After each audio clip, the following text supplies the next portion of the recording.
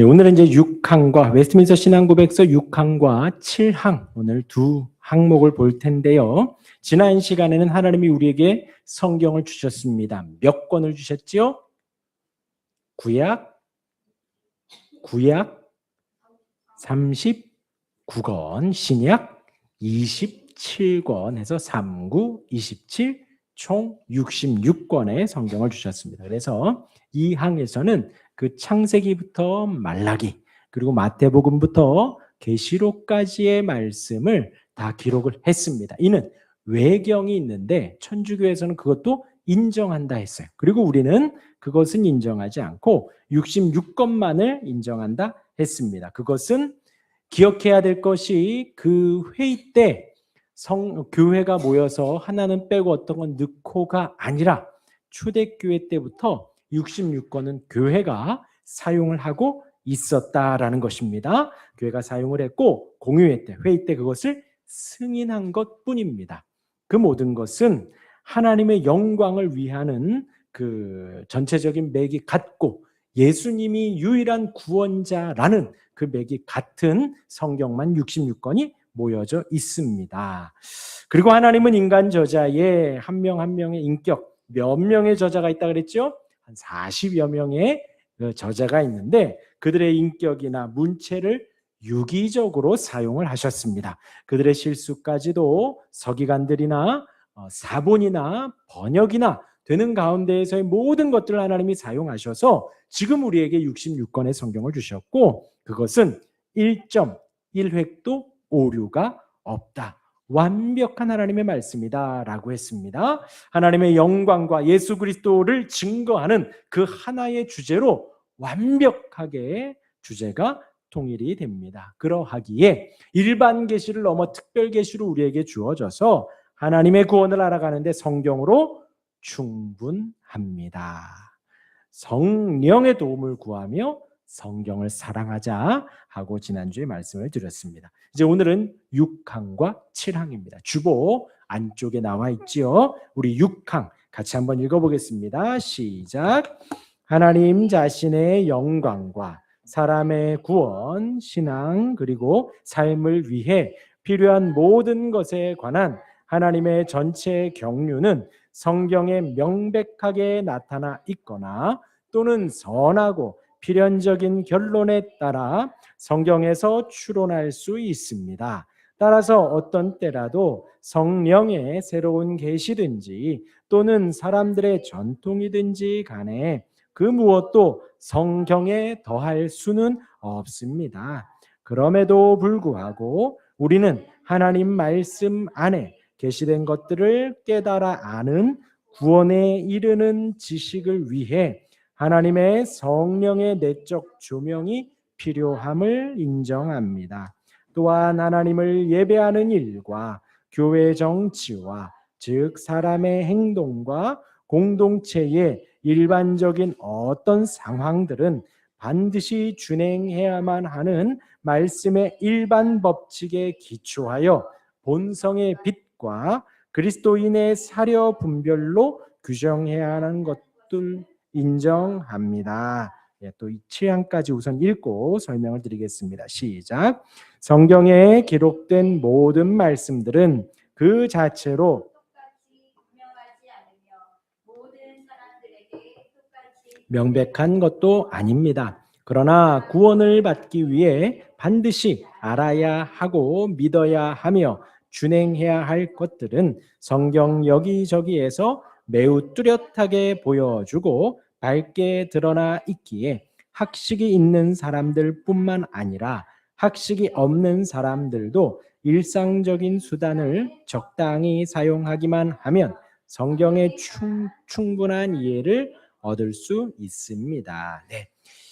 이제 6항에 대해서는 이제 한 문장 따라 제가 설명을 좀 드리도록 하겠습니다. 먼저 이제 첫 번째 문장에 보면요. 성경은 하나님 자신의 영광, 또한 우리 사람의 구원, 신앙, 그리고 삶에 필요한 모든 것에 관한 하나님의 전체 경륜은 성경에 명백하게 나타나 있습니다라는 거예요. 뭐라고요? 하나님 자신의 영광, 성경에 무엇이 나왔냐? 하나님 자신의 영광. 이건 제가 지난주에도 말씀드렸어요. 사람의 구원, 예수님의 이름으로 말미암은 사람의 구원. 이것도 지난주에 비슷하게 말씀을 드렸습니다. 그런데 그 다음 뭐냐? 우리의 신앙생활에 대한 것도 성경에 나왔다. 그것뿐만 아니라 그 옆에 뭐라고요? 신앙 그리고 삶을 위한.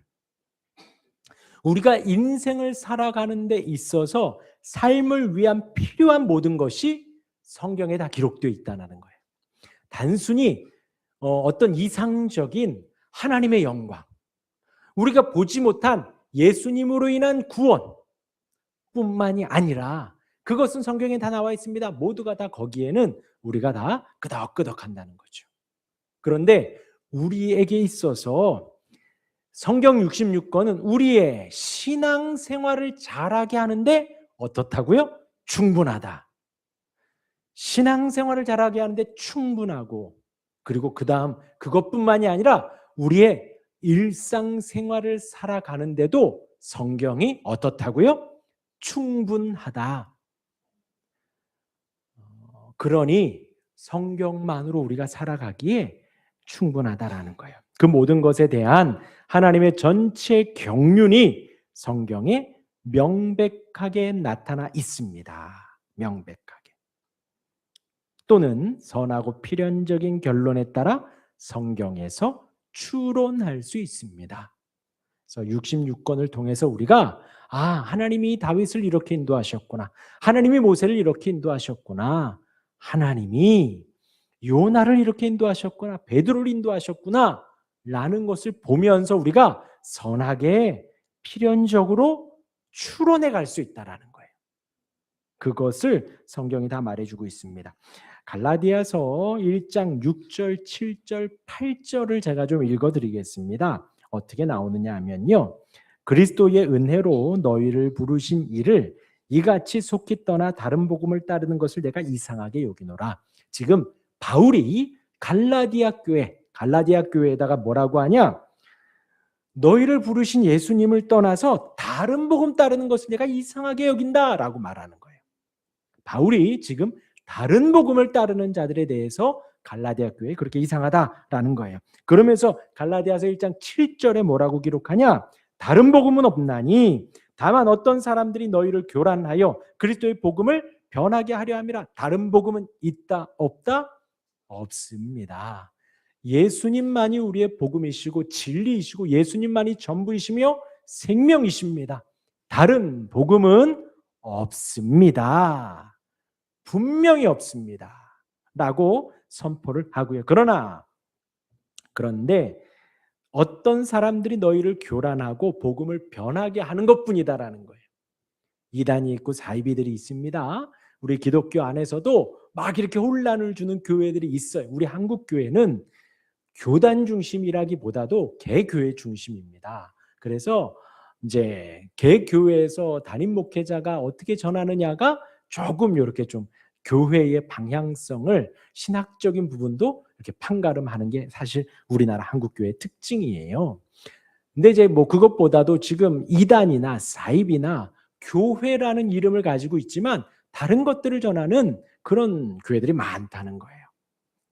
그래서 너희를 교란해서 그리스도의 복음을 변하게 하라. 우리가 예수님만을 믿고 예수님에게로만 향하며 예수님을 사랑하며 살아가게 성경은 계속해서 증거를 하는데 사람들이 자꾸 바꿔간다는 거죠. 사람들이 자꾸 그것을 교란해 간다는 거예요. 8절에 그러나 우리나 혹은 하늘로부터 온 천사라도 우리가 너희에게 전한 복음 외에 다른 복음을 전하면 어떻게 된다고 나왔냐면 저주를 받을지어다 합니다.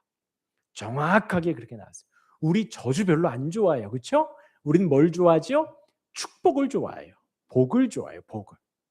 그런데 성경에서 바울이 뭐라고 하냐? 그렇게 다른 복음을 전하면 하늘로부터 온 천사라 할지라도 저주를 받는다라고 분명하게 말을 합니다. 오직 성경에서는 예수님만을 말하고 오직 성경에서는 우리가 신앙생활을 잘할 수 있도록만 인도해 간다라는 거예요. 사도 바울이 갈라디아 교인들에게 이제 갈라디아서 1장이라 그랬잖아요. 서신을 시작하면서 복음에 대해서 이렇게 명확하게 이야기를 했습니다. 다른 복음에 대해서 절대 따르지 말아라. 하나님 안에서 예수 그리스도에 대한 참된 복음을 전하고 있으니 그것만을 잘 붙들어라 라고 합니다. 그런데요, 바울이 여기에서 방금 말씀드린 대로 이단이나 사입이 어떤 다른 복음을 전하는 그런 것들에 대해서도 말을 하지만 바울은 이후에 바울이 자신의 상황에 대해서 말을 해요.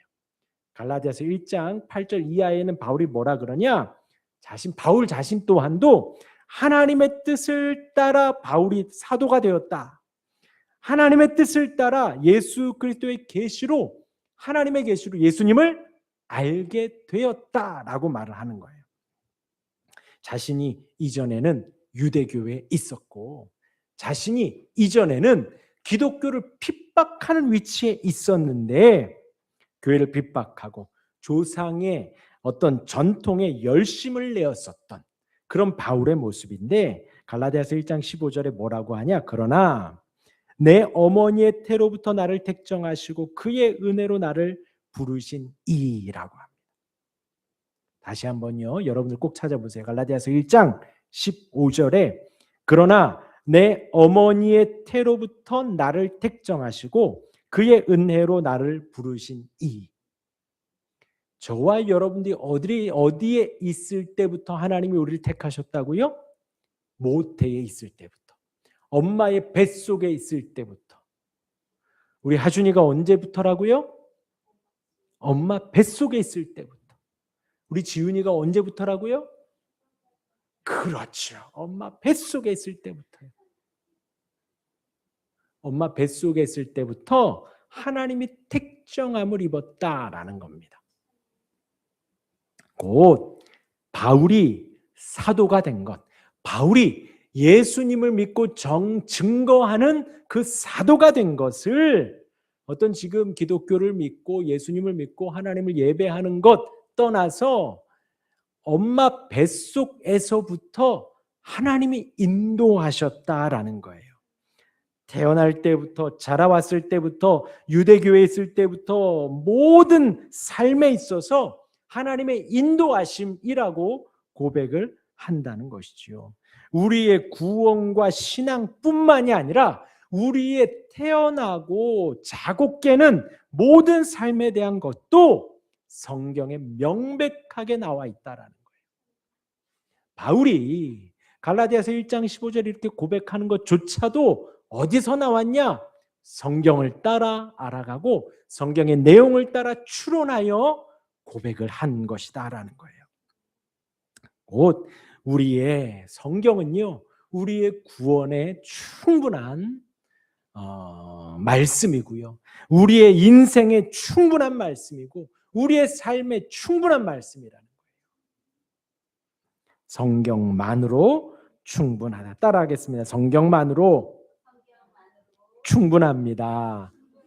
다시 한번요. 성경만으로 충분합니다. 네.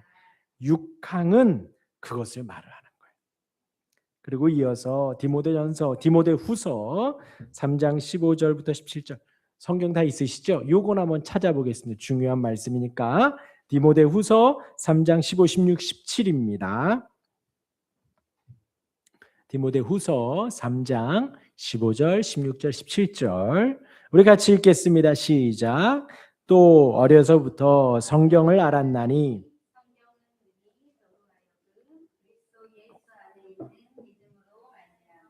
구원에 이르는 지혜가 있게 하느니라. 모든 성경은 하나님의 감동으로 된 것으로 교훈과 책망과 바르게 함과 의로 교육하기에 유익하니 이는 하나님의 사람으로 온전하게 하며 모든 선한 일을 행할 능력을 갖추게 하려 함이라. 예, 성경으로 충분하다. 무엇이 충분하냐? 예수 안에 있는 믿음으로 말미암아 구원에 이르는 지혜가 있기에 구원으로 충분하다. 또 성령 하나님의 감동으로 되었기 때문에 우리를 교훈하셔요. 여기에서 교훈과 책망이 있죠. 교훈은 긍정적인 내용들을 말합니다. 우리를 계속해서 가르쳐 주는 거예요. 하나님의 뜻을, 하나님의 사랑을, 또 하나님의 사람들이 어떻게 살아가야 하는지를 가르쳐 주는 것이 교훈이고요. 책망은요, 우리가 잘못하는 것을 혼내시는 거예요. 혼내시는 거예요. 그래서 그렇게 가면 안 되고, 그렇게 하면 안 되고, 거짓말하면 안 되고, 도둑질하면 안 되고, 살인하면 안 되고, 간으면 안 되고, 그런 것들을 말해주는 게 책망입니다. 그리고 우리를 바르게 한다 그랬어요. 바르게 하고 의로, 공의로 우리를 교육해 간다는 거죠. 그래서 어디까지? 하나님의 사람으로 온전하게 살아가기까지. 우리가 이 땅에서 살아가며 하나님의 사람으로 살아가야 하거든요. 성도로 살아가야 하거든요. 그러하기에 성경으로 충분하고 이 세상에서 모든 선한 일을 행할 능력을 갖추게 해 주신다는 거예요. 세상은요, 선한 사람을 좋아합니다. 세상은요, 선행하는 사람들을 좋아해요. 자기는 안 해도 이 사람은 하길 원해요. 똑같이 교회 다니는데 자기는 조금 악하게 살아도 내가 보고 나의 동료들 이 사람은 교회 다닌다고 하면서도 선하게 살기를 바래요. 저와 여러분들이 이 세상을 함께 살아가는데 세상 사람들은 우리에게 그렇게 하나님의 뜻대로 선하게 살아가기를 원해요. 살아가는 하루하루, 살아가는 시간 걸음걸음마다 선하게 살아가는 데 있어서 성경으로 충분하다라는 거예요. 그렇게 지금 바울이 디모데에게 말을 하고 저와 여러분들에게도 동일하게 권면을 하고 있습니다. 그리고 그 성경은요, 성경에 더할 수 없고요. 6항의 한 중간쯤 보면 그럼에도 불구하고 있습니다. 우리는 하나님 말씀 안에 계시는 것들을 깨달아 아는 구원에 이르는 지식을 위해 무엇이 필요하다고요? 하나님의 성령의 내적 조명이 필요함을 인정합니다. 성경을요, 우리가 아무리 10번, 20번, 50번, 100번을 읽는다 해도 우리의 영적 삶에 도움이 안 될 수 있어요. 무엇에 도움을 받아야 된다고요? 성령 하나님의 내적 조명이 필요한 겁니다. 그래서 여러분들에게 있어서 예배하면서 또 기도하면서 또 말씀을 보면서 우리의 마음은 항상 하나님을 향해야 합니다. 하나님의 도움을 간구해야 합니다. 여러분들이 한번 인생의 과거를 돌아보세요. 우리가 어느 목사님에게 말씀을 듣고 어떤 책을 읽고 그것이 중요하지 않고요. 성령께서 말씀을 통해 어떻게 가르쳐 주셨는가만 가르쳐 주셔요. 기억이 납니다. 왜냐하면 성령께서 가르쳐 주시면 우리의 삶이 변하거든요. 우리의 언어가 바뀌고요. 우리의 행동이 바뀌고요. 우리의 삶의 걸음의 방향이 바뀌어요. 우리가 사모하는 것이 달라져요. 성령께서 우리를 가르쳐 주시면요. 그래서 우리가 성경을 보지만 계속해서 누구에게 도움을 청해야 한다고요? 성령 하나님께 도움을 청해야 합니다. 고린도전서 2장 10절에 보면요. 오직 하나님이 성령으로 이것을 우리에게 보이셨으니 성령은 모든 것 곧 하나님의 깊은 것까지도 동달하시느니라 합니다. 사람의 일을 사람의 속에 있는 영 외에 누가 알리요? 이와 같이 하나님의 일도 하나님의 영 외에는 아무도 알지 못하느니라. 성경이 하나님의 말씀이고 하나님이 우리에게 주시는 러브레터예요. 그 깊은 뜻을 알려면 우리가 하나님의 영의 도움을 받아야 한다는 것입니다. 우리가 서로 대화하고 살아가고 함께 일을 하고 같이 이렇게 살아갑니다. 그러다가 보면 오해가 생길 수 있어요. 오해는 왜 생기는가? 내 경험과 내 선입견으로 생각을 하고 이해를 하기 때문에 오해가 생깁니다. 똑같은 말을 해도 여러분 말을 생각하십시오 라고 할 때에 여기에 7명이 있지만 다 다른 말을 생각을 해요. 언어를 혹은 동물을 혹은 한 말, 두 말, 그것을 생각을 한다라는 거지요. 다 자기가 생각하고 있는 것에 따라 이해를 하기에 우리가 오해가 생깁니다. 하나님의 말씀도 마찬가지예요. 우리가 그냥 내가 생각하고 싶고 믿고 싶고 내가 이해하고 싶은 말씀만 보면 성경은 그런 편협한 내용들로만 가득해져요. 그렇게 해서 등장한 것들이 이단이에요. 예수님이 하나님이 아니고 보혜사가 임해서 그때 당시에 예수님이 구원자였고 지금 이 시대에는 내가 구원자다라고 하는 이단 교주들이 있거든요. 그 사람들은 그 시각만 가지고 66권을 풀어내니까 그렇게 성경 해석이 되는 거예요. 똑같은 우리 66권을 보면서 이만희를, 문선명을, 정명석을 그런 사람들을 교주로 읽어내며 해석해 가기 때문에 그러하다는 거죠. 그런데 그럴 때 우리가 오해가 생겼을 때 오해를 푸는 것은 뭐냐면 너 왜 나한테 그렇게 말했니? 라고 이 사람의 의도를 파악하는 겁니다. 화자의 의도, 저자의 의도, 말한 선생님의 의도, 엄마의 의도, 아이의 의도를 파악해 가야 되는 거죠. 우리가 서로 대화를 하며. 그럴 때 대부분의 오해는 다 풀리는 거예요. 마찬가지로 하나님의 의도, 하나님이 이 서신을 기록한 의도, 하나님이 이 선지자를 보내신 의도, 하나님이 이렇게 말씀하신 의도를 파악해 가는데 방금 말씀드린 고린도전서의 이 말씀에서는 성령 하나님이 하나님의 깊은 것까지도 통달하시느니라 라고 했습니다. 그러니까 우리가 하나님이 왜 이런 말씀을 하셨을까? 우리가 어떻게 살기를 원하실까? 라는 것을 우리가 계속 하나님의 의도를 파악해 가는 것입니다. 그래서 성령 하나님의 도움을 항상 구해야 합니다. 성령의 내적 조명이 필요한 것입니다. 그렇게 하나님의 말씀이 기록되어져 있지만 공동체의 일반적인 어떤 상황들은 반드시 준행해야 합니다. 하나님께서 지축충인교회는 주일 예배 11시에 해라. 수요 예배는 수요일 8시에 해라. 이런 게 성경에 기록되어 있어요? 안 돼 있어요? 이런 건 안 돼 있어요. 일반적으로 상황에 맞춰서 우리가 준행해 가는 거예요.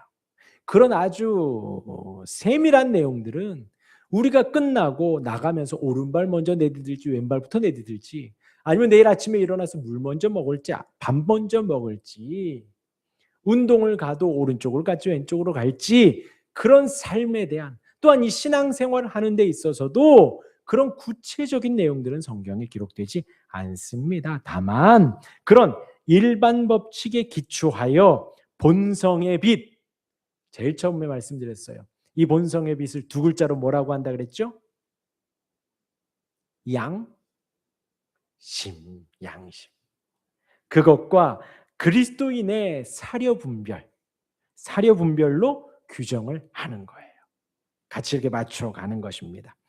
그래서 예배를 예를 들면 예배의 규정이 있습니다. 시와 찬미, 찬양하고 찬송하는 것이 있죠. 또 기도하는 게 있습니다. 성경 낭독하는 게 있고 또 말씀 선포하는 게 있고 헌상하는 것이 있고 성례를 하는 것이 있습니다.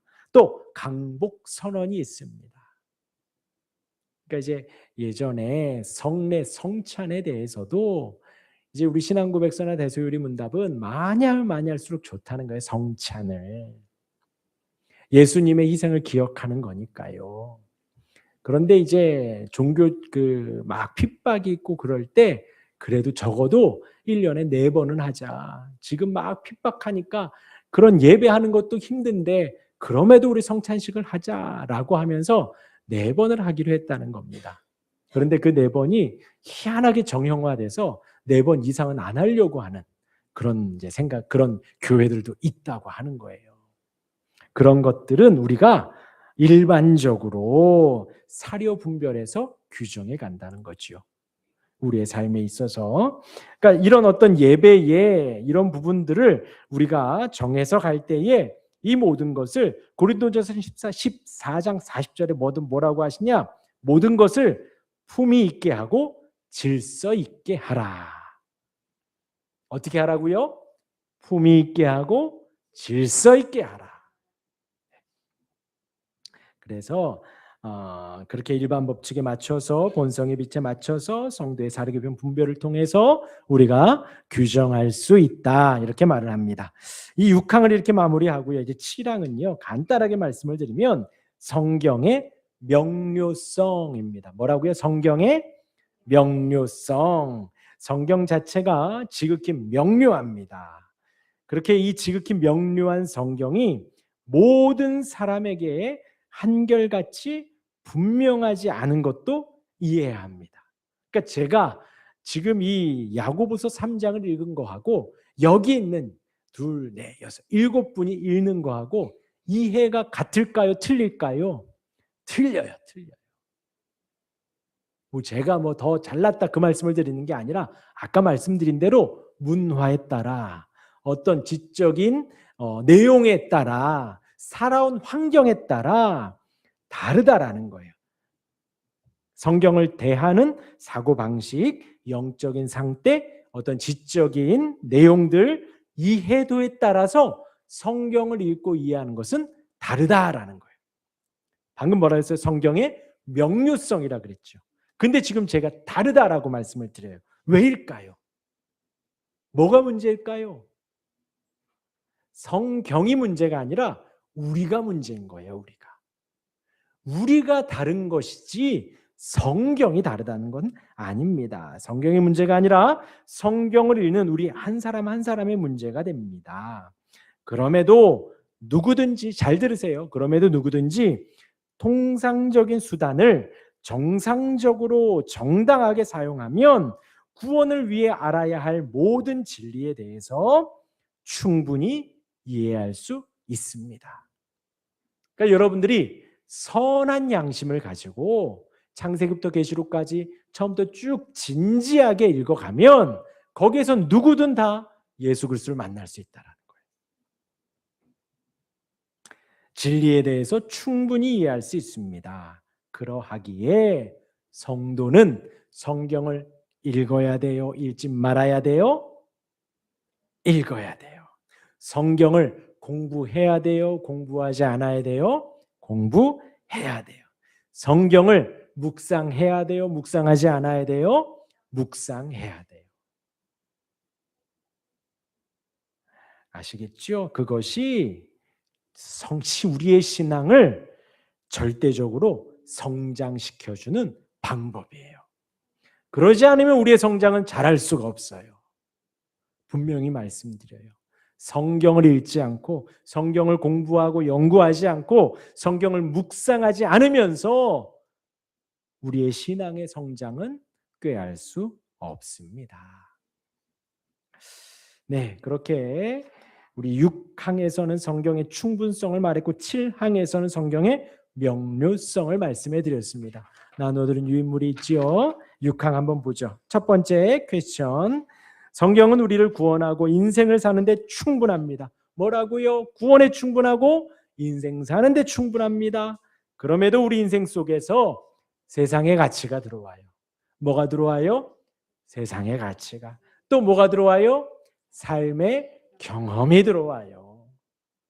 그래서요, 우리 목사님들 중에도 장로님들 중에도 교회를 오래 다닌 집사님들, 권사님들 중에도 그런 분들이 있어요. 목사님, 기도한다고 되지 않아요.